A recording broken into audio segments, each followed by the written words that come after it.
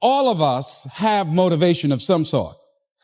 I define motivation as the desire to achieve that which you believe to be worthwhile. And many people go through life never getting in touch with their greatness because of the lack of motivation to push themselves, or because they have not found something that they believe to be worthwhile to challenge them.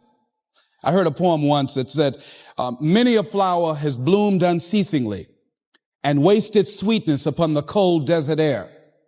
It's translated, that means simply that many a talented persons have gone unnoticed, and the world never had a chance to be exposed to their talent because that person did not take the time to begin to express or to demonstrate or to motivate themselves in the direction to bring that which they came into the universe to bring.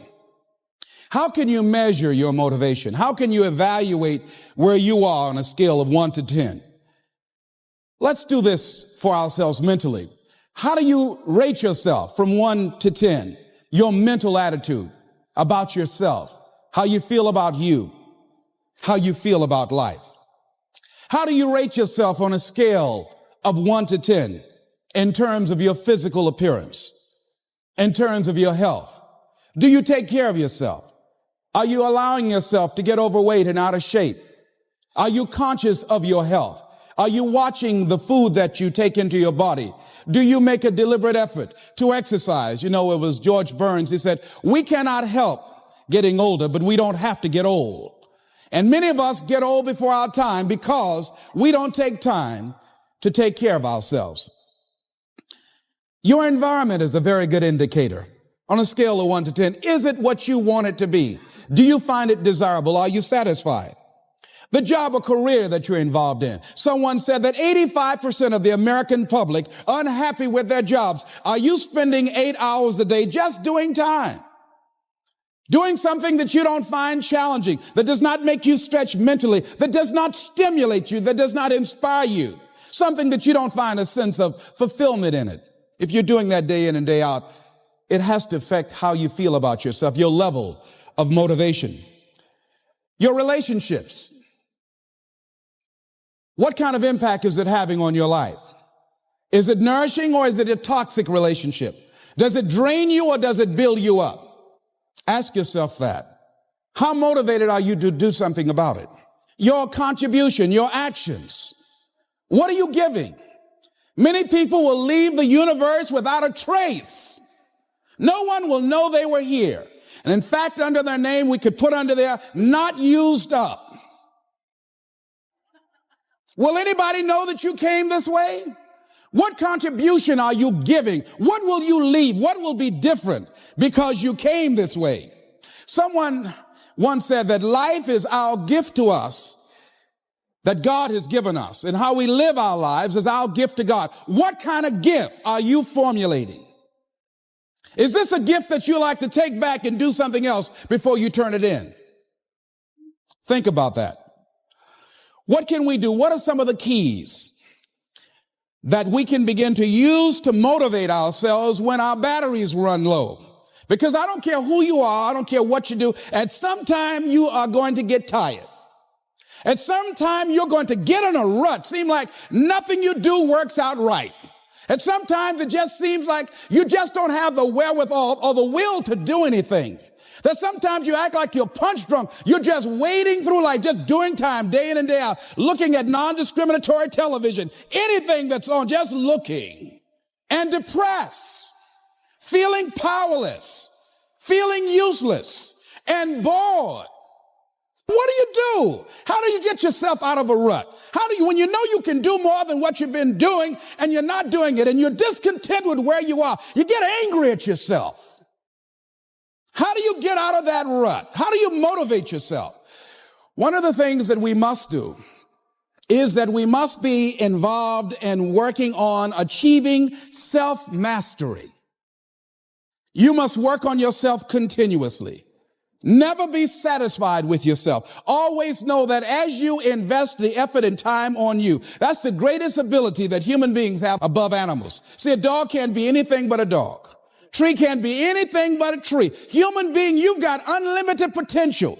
You can put effort on you, and by concentrating on you and developing you, you can transform your life wherever you are right now. So you want to work on yourself.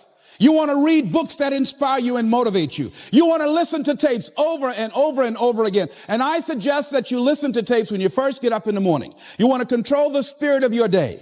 When you first wake up in the morning, your mind is operating at 10.5 wave cycles per second. That's when the subconscious mind is most impressionable. Whatever you hear in the first 20 minutes when you wake up, that will affect the spirit of your day. When you listen to tapes, listen with relaxed belief. Believing that this can happen for you. And by listening to them, listen to them over and over and over again, and you will get a breakthrough. You can listen to the same tape for months, and all of a sudden you hear something you never heard before. It have a special meaning for you. Or read the same book over again, and you find some special insight. You said, I can't believe I didn't see that the first time. So you want to be involved in developing yourself. Most people won't do that. Most people won't take that kind of effort and invest that kind of energy in themselves because they will fall prey to that conversation within. Oh, don't do that. You don't have time. You're too busy. You're too caught up in the rat race. Most people won't do that. Well, they won't take time to go to lectures. They won't take time to go to seminars. They won't take time to go to classes to improve themselves. And as you continue to work on yourself, you will begin to expand your vision of yourself. You begin to work towards self-mastery, and you will begin to see it reflect itself in all the dimensions of your life, your mental life, your physical life, your social life, in your relationships, your monetary life. So concentrate on developing yourself, because if you don't, I guarantee you that you will make a settlement, and most people have, and most of us already have. What kind of settlement have you made with your life? You know, when we make settlements, out of court settlements, you've heard them. That means that you decided to take something less than what you originally wanted to get had you gone into court. And the reason that you settled outside of court is because you didn't believe that you can get it. So you made an out of court settlement. Many of us are making in-life settlement. We're settling for less than what we actually deserve. We don't feel good about it, but we make it work in our minds. We'll come up with some kind of excuse to make it all right. What kind of settlement have you made with your life? Many of us settle for less than what we want out of relationships because we don't have the courage to change them. In order to begin to find some keys to self-motivation to drive yourself, in addition to working on yourself, and as you work on yourself, you feel good about yourself, and as you feel better about yourself, you treat yourself differently. Develop a health plan. See, you can't feel well and do well if you don't have good health. You can't perform if you don't have your health. Your health is valuable. Develop a health plan, a plan that you will follow, because this is the only vehicle that you have to carry you through this experience called life. And you want to take good care of it because you love you enough. You care enough about you. And that's not easy. It is not easy having a health plan and sticking to it. What are the things that you fear that's been keeping you from living your dream, that's been keeping you from doing some things that you would like to do? Just think about those things.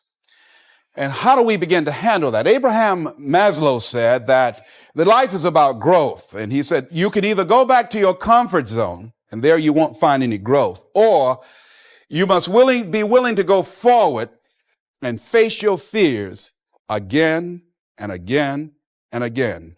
Because you're never going to have a fear-free existence. I mean, some fear is acceptable and legitimate. There are some things that you really should be afraid of. Now, you shouldn't allow it to immobilize you. You acknowledge it, you take it into account, and you carry yourself accordingly. There are times that we should proceed with caution. But it's the difference between being stopped by fear. It's the difference between having a fear and the fear having you. So what do? One, acknowledge it. And knowing that it's okay. Don't condemn yourself for being afraid. It's perfectly fine to have some fears. You acknowledge your fears, you embrace those fears, and then you move on. You act on whatever it is that you fear. Because once you embrace it, see, what you resist will persist. What you resist will persist. So one of the most important things is to begin to embrace your fear.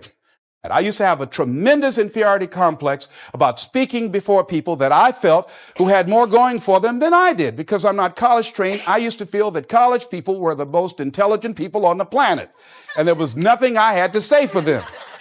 And what will they listen to me for? That's the way I felt. And so I had to visualize myself speaking before them, speaking before various audiences that had more going for them than I did, and realize and appreciate my own value and that I was a worthwhile person, even though I didn't have all going for me. I didn't have the money. I didn't have the education that they had. So part of the process is seeing yourself, being worthy, being capable, having what you need to make you a worthwhile person, and that you're more than able, and that you deserve to be listened to, or you deserve to have that dream and that passion and whatever it is that you see and envision there. You've got to see it in your mind's eye and know that you've got what it takes. Fears am I holding on to? What fears that I'm allowing to imprison me, that's keeping me from breaking out, that's keeping me from living up to my true potential, that's keeping me from really being happy, that's keeping me from having a sense of adventure and excitement in my life? What's keeping me from controlling my destiny? What fears that I'm giving that permission to?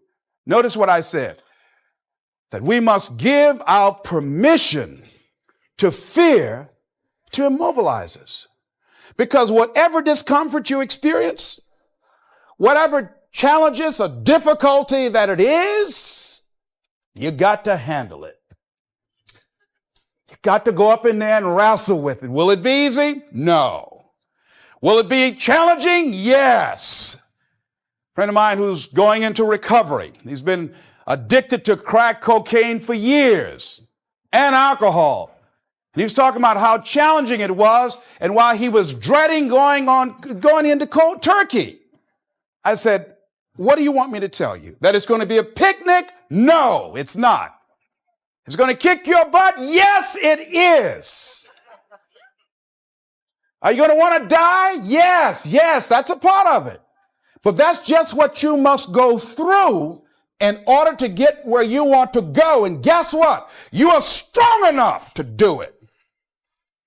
You're strong enough, and your life is worth whatever you have to go through to get past this addiction. Whatever you have to do. This dream you got, whatever you want to do, will it be easy to just run out there and do it? No. Will it happen overnight? No. Will it be a struggle? Yes. Will there be times when you can't make ends meet? Yes, that's a part of it. Will there be times you won't know what to do? Yes, that's a part of it. Next thing is that you want to monitor your inner conversations. The things that you say to yourself. You want to watch them, and in watching them, you want to take charge. A friend of mine told me this evening, and she did it excellently. She said, I didn't want to come tonight. I was feeling so depressed. And I said, I'm going anyhow. See, that was the conversation. Oh, you really don't feel like it. You really don't need to do it. You don't really need to read anything. Forget all that. That's that inner conversation. Oh, you don't need to worry about trying to go into your own business. Forget that. You can't do that. What if you lose everything you've got?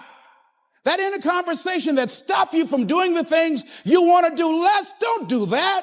How can you possibly think about being a motivational speaker? You don't have the contacts. You don't have the money. You don't know the right people. You're going to get up there and your mind's going to go blank. Forget all that. You remember that time you got up before some people and you panicked? You stood up and your mind sat down. Don't you remember? And I said, yes. And then I said, shut up. So you've got to learn to stand up to yourself inside yourself and short circuit, override that conversation that's always going on. 85% of what that conversation will tell you is negative. It's negative. It will tell you you're tired when you really are not tired. It will tell you you can't do it. It will fill you with fear. So you've got to watch that conversation. And when you find it going on, you've got to stand up to it and say, I'm going to do this anyhow. I'm afraid, but I'm afraid not to do it. And I'm not going to let you stop me. The biggest challenge that you will have in life is you. There's an old African proverb that says, if there's no enemy within, the enemy outside can do us no harm. The next thing that is a key to self-motivation is that you've got to ask yourself, what do I want out of life? What do you want out of life? What do you want out of a job? What do you want out of a career? What do you want out of a relationship? What do you want? What gives you your life? How will you know when you got it? What will make you happy? You need to know. You need to start asking yourself some questions. What do I really, really, truly want? You need to be exact about that. Don't be vague. Oh, I just want to be happy. That's too vague. What will make you happy? How will you know when you got it? Zero in on it. Be exact. Be specific. And as you do that, that will stimulate that superconscious mind or the reticular activating system of your mind that will begin to find those things, to identify with it. And once you begin to determine that which you want, take the time to write it down. Don't just think about it. Write it down. That is a subjective process that engages the subconscious mind. Write it down. Once you write it down, read it 3 times a day, morning, noon, and night. Why is that important? Because what it will do, it will cause you to focus. It will cause you to concentrate. When that other conversation is going on telling you what you cannot do, telling you all of the impossibilities and all of the obstacles, your concentrating will begin to create a larger vision within yourself, and you'll start looking for and seeing some new opportunities. You start creating some openings for yourself. As you begin to read that every day, day in and day out, that will make you focus. That will discipline your thinking. And you'll get all kind of creative ideas. As I talk to you right now, being involved in this immersion process, you're going to create some openings for yourself. You're going to get some ideas. You're going to feel your adrenaline flowing, and you're going to think about something, some idea you had. And you say, I want to go back and I'm going to look at that again from a different vantage point, not from the level of the problem of the obstacles that I encountered, but from a higher vantage point. Because what you will begin to see and to know as I talk to the higher consciousness within you, that you are powerful, that you are a miracle worker. And that inner conversation has conditioned you to believe that you are not. And as you begin to discover the truth of who you are, whatever challenge that you're facing in life, and if you're living, you're facing some challenge, you'll begin to know that you're powerful and that you're a miracle maker. So as you begin to write down exactly what it is that you want, read it every day. The next thing is see yourself there. How will you feel once you get there? What will the experience be like for you? What will be different? What kind of person do you have to become in order to get there? Visualize yourself there, living the experience. I remember when I ran for state representative in Columbus, Ohio. And I had a lot of people telling me, and you got to watch not only the conversation within, but the conversation without. Telling me, Les, you can't possibly win. You can't do that. And I went down to the legislature and I saw myself. I knew what I wanted. I saw myself in the chair. I pointed out the chair that I wanted. I used to go and sit up in the galleries and watch the legislative process. I used to go to the committee meetings and listen to legislation being introduced. I learned how to write legislation, how to amend legislation. I started thinking like a legislator, got up every day dressing, thinking like that, selling myself on it, seeing myself in the legislature. Mr. Speaker, I'm the gentleman from the 29th House District. I'd like to introduce a bill. I went in the legislature, walked around. I had the experience of it. And when I ran and won against overwhelming odds, they were shocked. I won the election even before it was held because I was living it in my mind. You want to see yourself beyond your circumstances. You got a challenge, see yourself beyond your challenge. See yourself with the challenge already resolved.